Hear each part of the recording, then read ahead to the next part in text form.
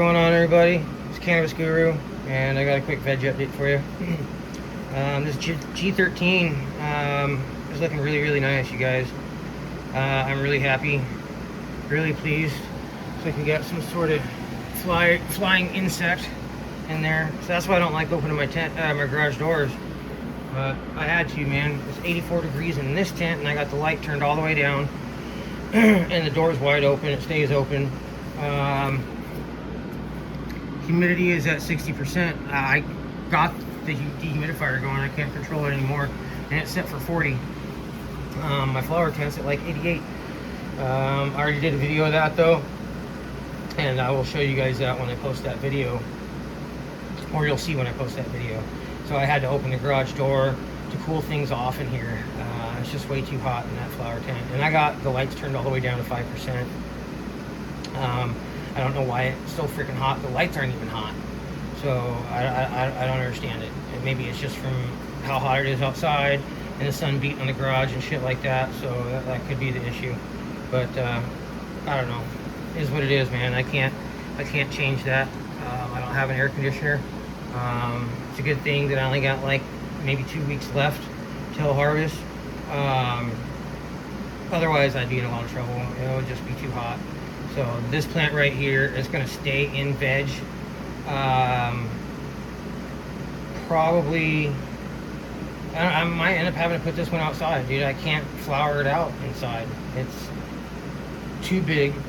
Well, it's not too big. It'll fit fine in my 5x9 tent on the floor. But it's just going to be too fucking hot, man. I feel like.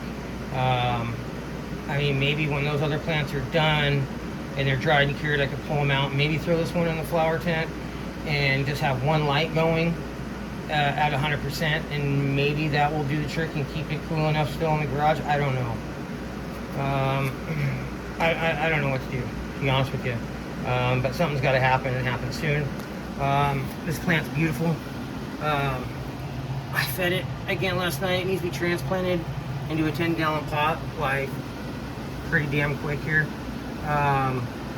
She's ready. Well, for the most part, she's ready. I put some more cocoa on the top, so I'm kind of waiting for the roots to develop a little bit more. And then I will transplant it into a 10-gallon pot. So that's, like I said, that's where it needs to be. The stalk on this thing's pretty damn big. She was leaning to one side a little bit because the root zone, the base isn't as strong as I would like it. But it will get there. It'll get there. And it's top heavy, as you can see. She's quite top heavy. She's a bushy biatch. She's not getting super cropped anymore. Okay, she's done with that. So basically, she's just gonna grow out and bush out and do what the fuck she wants to now. And when I'm ready, I'll have plenty of clones like this one right here. And there's plenty down below that I can take good clones with or from. I was thinking about maybe doing 8, but I don't know if I'm going to do them right now. Like I said, this plant, if it goes outside, I'll take the cuttings off of it probably in late August before she flowers out. And I'll probably do like 8 of them. I'm hoping I can do a recirculating deep water culture setup. That would be really nice.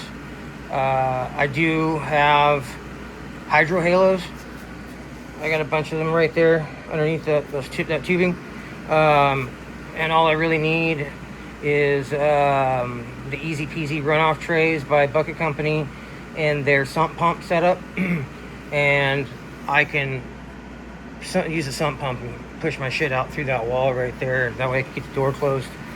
And it'd be fine, it'd be good to go. But the only thing that I don't like about doing the Easy Peasy runoff is because it's all drained to waste. And you're going through a lot of nutrients, you know.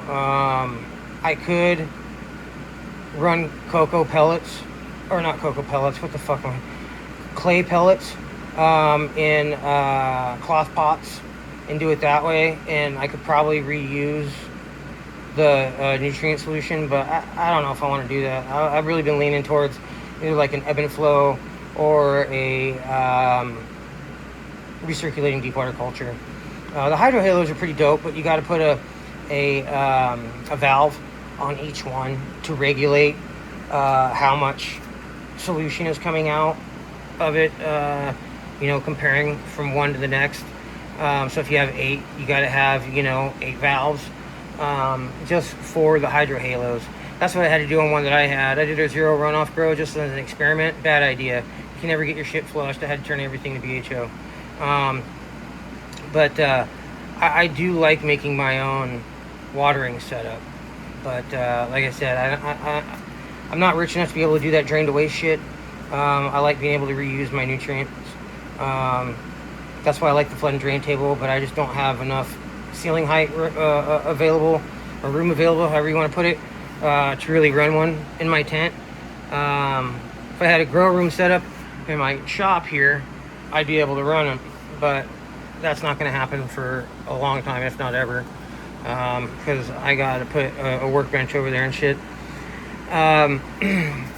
But yeah, so this one, if I put it outside, dude, she's going to be a monster. If I end up bringing it inside to reflower, it's going to go in a 20-gallon pot. Hopefully it doesn't get so big to the point to where I can't bring it inside and flower it out if I need to, or finish it. I'm going to treat it with neem oil and shit like that so it doesn't get any bugs. I'll use diatomaceous earth on the grow medium. That way, if I do have to finish it off indoors, I won't be contaminating anything, and I'll just put it in by itself. So it's quarantined, and finish it out that way. And then, of course, completely and totally sterilize the grow tent before I put anything else in there. I don't know. I got some options. Or I could just bring it in here and flower it out. I got that light right there. I could finish it in here, put up some Panda film, and do it that way, and build my own little grow room. Like I said, I got the dehumidifier right there, and I got the light, so I got timers. You know what I'm saying? So I just need to buy, probably don't even need to buy a heater, but I don't know. We'll see. But yeah, anyways, the temperature is 65.8 degrees for the root zone. The ppms on this, when I fed it yesterday, we're at about 1100.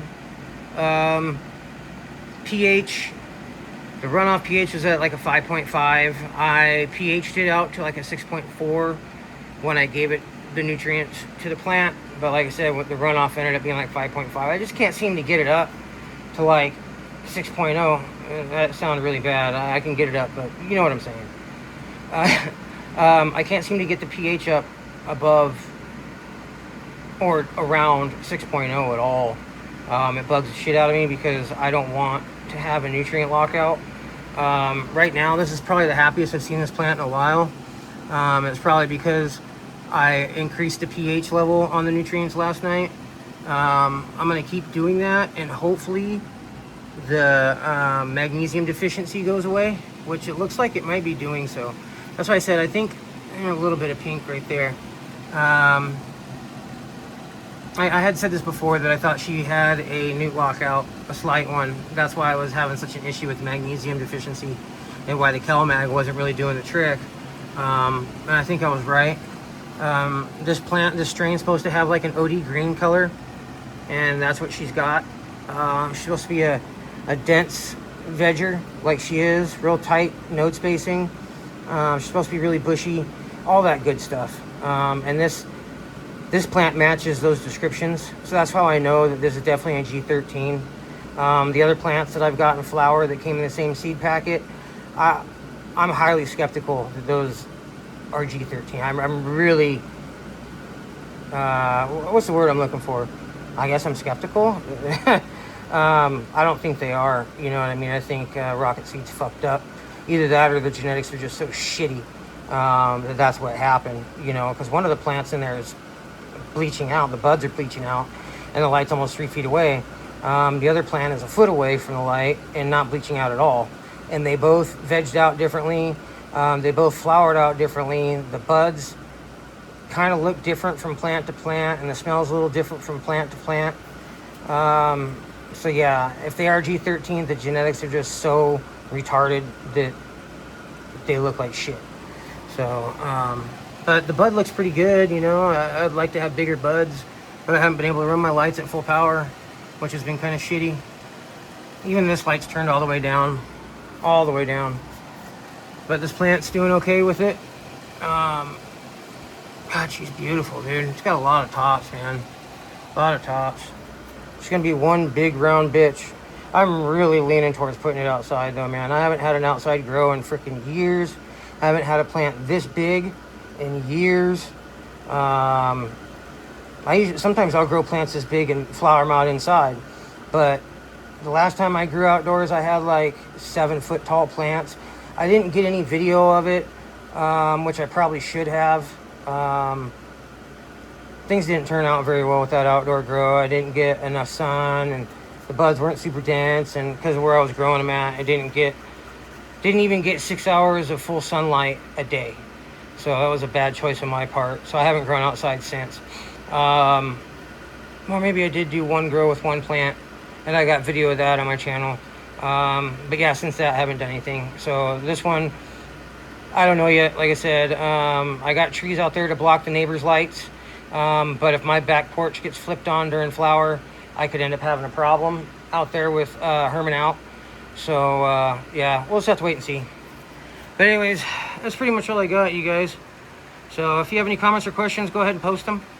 Like the video, smash the bell, and subscribe to see the rest of my grow. This is the Cannabis Guru. Till next time, peace.